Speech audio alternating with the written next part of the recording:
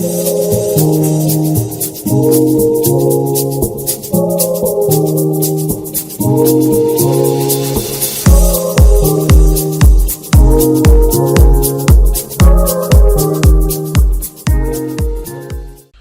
نام خدا، مقدمه آشنایی با نرم افزار جی پترن. نرم افزار جی پترن یک نرم افزار کاملا ایرانیه که از کد اپتیتکس استفاده میکنه. داخل نرم افزار ابزارهای کاربردی وجود داره که تو ویدیوهای بعدی آموزشاش رو براتون قرار میدیم. برنامه شامل الگوسازی، سایزبندی و چیدمان هست.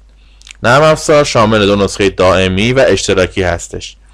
نسخه اشتراکی یا آنلاین به صورت ماهیانه میتونید اکانتتون رو شارژ کنید و بدون نیاز به نصب ازش استفاده کنید، و نسخه دائمی که باید روی سیستم شما نصب بشه.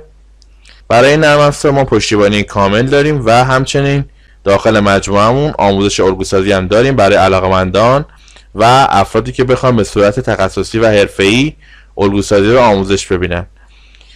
همچنین داخل سایتمون فایل های الگوهای آماده‌ای داریم که سایز بندی شده و کامله.